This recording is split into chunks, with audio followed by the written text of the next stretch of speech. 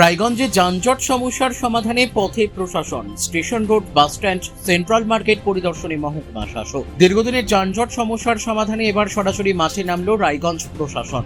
বুধবার রায়গঞ্জ শহরের station road, পৌর বাসস্ট্যান্ড, স্টেশন এলাকা, সেন্ট্রাল মার্কেট সংলগ্ন এলাকা সহ একাধিক গুরুত্বপূর্ণ স্থানে পরিদর্শন করলেন প্রশাসনিক ও পুলিশ আধিকারিকরা।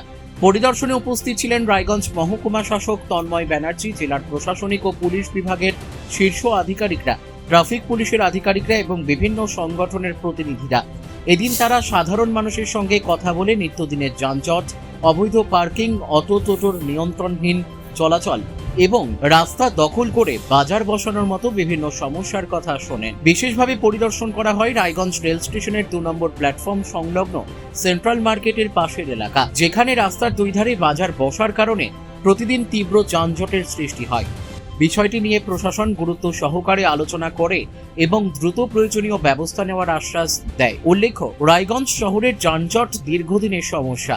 বিষয়টি নিয়ে একাধিকবার সংবাদ প্রকাশিত হলেও স্থায়ী সমাধান না হওয়ায় সাধারণ মানুষের ভোগান্তি অব্যাহত ছিল। এবার প্রশাসনের শীর্ষ আধিকারিকদের সরেজমিনে পরিদর্শনকে ইতিবাচক পদক্ষেপ বলেই মনে করছেন শহরবাসী। এদিন রায়গঞ্জ মহকুমা শাসক তন্ময় ব্যানার্জি জানান, শহরের যান চলাচল স্বাভাবিক রাখতে অটো ও টোটোর চলাচল নিয়ন্ত্রণ, রাস্তা দখলমুক্ত করা এবং যানজট নিরসনে প্রয়োজনীয় পদক্ষেপ গ্রহণ করা হবে। এছাড়াও বিভিন্ন সংগঠনের প্রতিনিধিরাও প্রশাসনের কাছে তাদের মতামত ও প্রস্তাব তুলে ধরেন এবং শহরের যানজট নিরসনে সমন্বিত উদ্যোগ গ্রহণের আহ্বান জানান।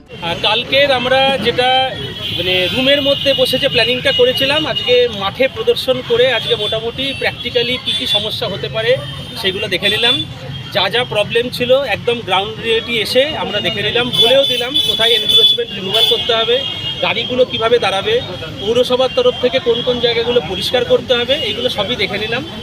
তো আমরা 12 তারিখ অবধি 13 তারিখ থেকে মোটামুটি আমরা আবার মাঠে নামবো। তার আগে একটু মাইকিং করিয়ে দেবো। 12 তারিখের মধ্যে আর 4-5টা দিন, 7-6টা দিন আছে, 5টা দিন, এর মধ্যে আমরা পুরোটা পরিষ্কার হয়ে যাবে সব কিছু আশা করি। নাহলে 13 তারিখে আমরা যেটুকু হবে না আমরা অ্যাকশান নিয়ে নেবো, দিয়ে এই জায়গাটাতে যাতে যে প্ল্যানিং আছে আমাদের, যাতে এই জায়গাটাতে যে ভয়ঙ্কর রকমের জ্যামজট সবসময় হয়ে থাকে এটা আর হবে না। আশা করি 7 দিন পর থেকেই রায়গঞ্জবাসী একটা ভালো জায়গা দেখতে পাবে। আপনার এনক্রোচমেন্টের ব্যাপারটা যেটা বলেন, কী কী জিনিস আপনাদেরকে এই মুহূর্তে করতে হতে পারে? ওখানে বিশেষ কিছু নেই, ওখানে ওনাদের সাথে কথোপকথনের মাধ্যমে ওনারা বলছেন আমরা সরিয়ে নেব। কিছুটা রাস্তা গার্ডে হয়ে যাচ্ছে, ওখানে বেশ কিছু মানুষ পসরাগুলোকে রাস্তায় এসে বিক্রি করছেন, তাদেরকে বলা হয়েছে বিনীতভাবে একটু সরে যেতে, তারা সরে যাবে, খুব একটা অসুবিধা হয়। এই যে বাজারটা বসে রেল স্টেশনের বাজার, এই বাজারটাকে আপনারা কী করবেন?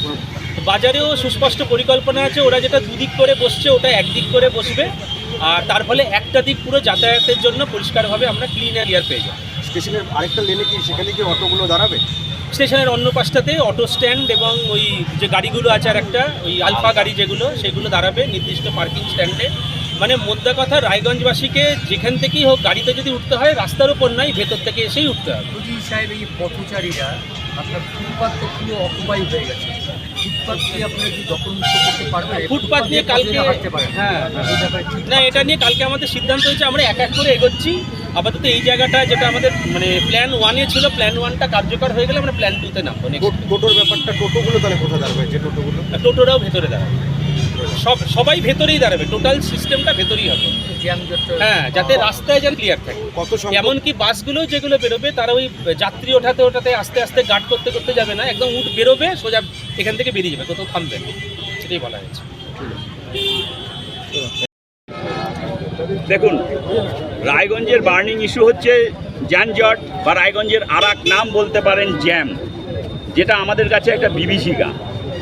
আমরা যখন রেলগেট বন্ধ হয় আমাদের ঘড়ি মোড় থেকে বিনায়ক বা স্টেট ব্যাংক পার হতে আমাদের প্রায় 45 মিনিট থেকে 1 ঘন্টা সময় লেগে যায়। এটা নিয়ে রায়গঞ্জ মার্চেন্টস অ্যাসোসিয়েশন, পৌর প্রশাসন, জেলা প্রশাসন বহুবার মিটিং করেছে সমস্যা সমাধানের জন্য, কিন্তু আমরা তার বাস্তবায়ন করতে পারি। গতকাল মহকুমা শাসক আমাদের ডেকেছিলেন, একটা মিটিং করেছিলেন যে অন্তত রেল লাইন থেকে বিনায়ক পর্যন্ত যে জ্যামটা হয় সেটাকে আমরা কিভাবে মিটাতে পারি, তার জন্য একটা রোডম্যাপ তৈরি করেছে।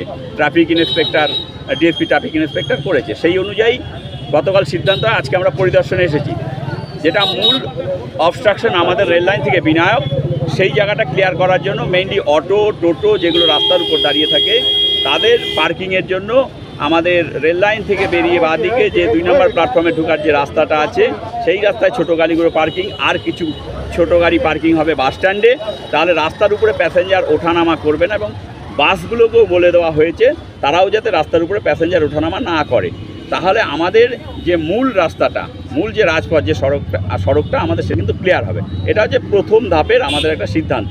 সেই সিদ্ধান্তে তো আজকে আমরা পরিদর্শনে এসেছিলাম। এখানে উপস্থিত ছিলেন মাননীয় মহকুমা শাসক। পরিকল্পনা কতটা বাস্তবিত হবে বলে মনে হয়? আমরা আশাবাদী, মানে ছোট করে যেহেতু পরিকল্পনা করেছে ফেজ 1, যেহেতু ছোট করে আশা করি এটা বাস্তবায়ন হওয়া সম্ভব। যদি বৃহত্তর আকারে করতে হয় তাহলে একটু সমস্যা বেশি দাঁড়ায়। ছোট ছোট করে সমস্যাগুলো যদি আমরা ধরে সমাধানের দিকে এগিয়ে যাই প্রশাসনের সহযোগিতায়, তাহলে আমাদের মনে হয় আমরা খুব সহজেই এটাকে বাস্তবায়ন করতে পারব। মেইন রাস্তাতে যেসব অটো কিংবা টোটোগুলো যাবে তাদেরকে এই জায়গাটাতে নিয়ে আসার পরিকল্পনা করা হচ্ছে। একদম তাই। সেখানে কি মনে হয় এই রাস্তা যে রাস্তাতে যাতায়াত করা হতো, মানে এই রাস্তা মেনলি থানার দিকে যাওয়ার রাস্তা কিংবা স্টেশনে যাওয়ার রাস্তা, এই রাস্তার সমস্যা তৈরি হবে না? না, এই রাস্তার যে জায়গাগুলো মোটরসাইকেল পার্কিং করে সেন্ট্রাল মার্কেটের মানুষগুলো সেই মোটরসাইকেল পার্কিং করে দিলে, পার্কিংটা সরিয়ে দিলে আমাদের যে ছোট টোটো বা অটোগুলো যেগুলো আছে তারা দাঁড়ালে রাস্তার স্পেস যথেষ্টই বড় থাকবে। আর আরেকটা সুবিধা, এখানকার যে দুই দিকে মুখ করে যে বাজারগুলো আছে, এখানে বাজার কমিটির যারা আছে আর কি, বাজারের লোকজন যেমন অর্জুন ছিল, পিটুন ছিল, এরা সব বলেছে ওরা একটা লাইনে করে দিবে। একটা লাইনে দোকানগুলো করে দিলে আমরা অনেকটা স্পেস লেফট সাইডেও যেমন পাবো রাইট সাইডেও সেরকম পেয়ে যাচ্ছি। কিন্তু রাস্তার উপরে এই বাজার কতটা যথোপযুক্ত বলে মনে হয়? দেখুন, এটা তো এই ইস্যুগুলো হচ্ছে প্রশাসনের ইস্যু। আমি একজন ব্যবসায়ী সংগঠনের কর্ণধার হিসেবে এইটা বলতে পারি না, কিন্তু আমরা আবেদন রাখতে পারি আর প্রশাসন কিন্তু আইনগত পদক্ষেপ নিতে পারে। রায়গঞ্জ থেকে রামকৃষ্ণ দাসের রিপোর্ট, পুলিশ নিউজ।